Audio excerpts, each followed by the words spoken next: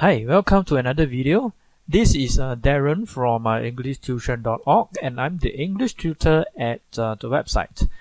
Now in today's video, I just want to say something about using humor in teaching. Alright? In other words, we are exploring the question, is using humor a good tool, okay, when it comes to teaching? The first thing that I want to say about using humor is that for me, the kids that I work with, they do take to humor. In other words, they do like the humor that I have or that I use within the lessons. Right? Who doesn't like to have a joke or two within the lessons? Otherwise, all the lessons will be very boring and dry, right?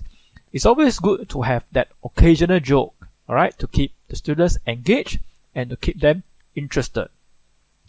Now, the key to using humor, which I have found, right, the key to using humor effectively, okay, is to figure out how often do we need to use humor in the lesson, right? If I use too much humor, okay, then students are going to come to my lessons expecting to have a great time, okay, laughing at my jokes, ha ha ha, alright, but at the end of the day, okay, they are not learning anything, okay, and when I stop joking with them, they actually dampens their mood, right? Because they've come to expect this funny tutor, funny humorous tutor who jokes all the time, right? So when I come for lessons, I want to be entertained, right? So when I don't hear these jokes, then I become disappointed, and that is not a good thing, all right?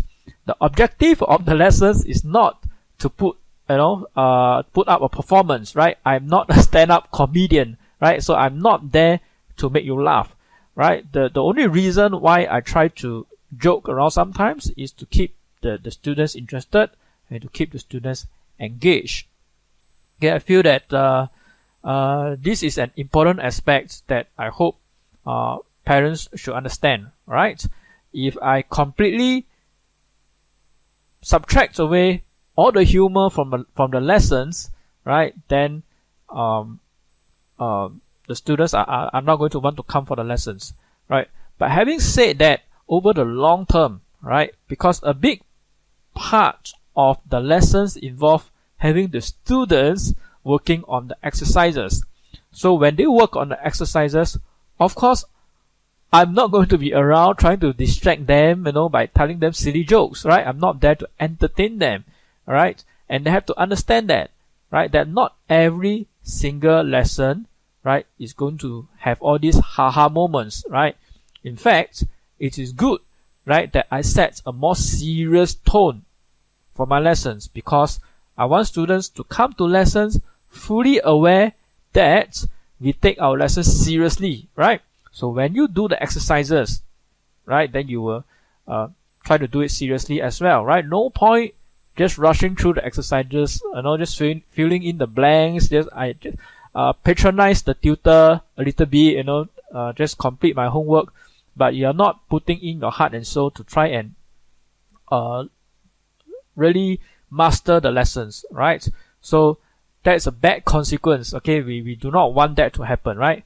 So I personally want students or prefer students to come to lessons knowing full well, okay, that they are expected to be serious. Of course, there may be the occasional jokes, and in fact, sometimes during the course of the teaching, okay, I don't have to deliberately sprinkle jokes, okay, throughout my teaching, okay. These jokes just come out, right? Because when students make mistakes, we end up just having a good laugh about it, right? Just to share a joke with all of you out there. One day I was teaching my students about prepositions. Alright, prepositions, just to jog your memory a little bit, okay, these are words like in, at, under, above, that shows the relationships between two nouns, okay, and I was also using prepositions, okay, as a chance to teach close passage answering skills as well.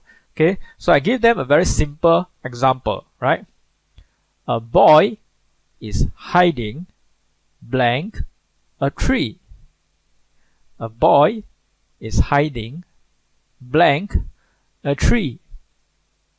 And you would be surprised at the types of answers that I get.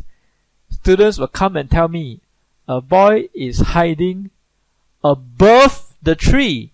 Okay, above, right? Somehow the boys have wings and then he's just flying above the tree. Okay, or the boy is hiding on the tree. Okay, you have the tree, then the boy is hiding on it, where everybody can see him. Okay, and then I have students coming and tell me that the boy is hiding beside the tree. So when I teach closed passage, okay, I want students to read the contextual clues. In this particular example, the clue is the word hiding, right? There's some meaning to the word hiding, right? So how can the boy be hiding beside the tree? So the most suitable word in this instance is hiding behind the tree. Alright? Now, it is through these spontaneous moments during the lessons, okay, that happen, and then we all end up having a good laugh about the silly mistakes that we make.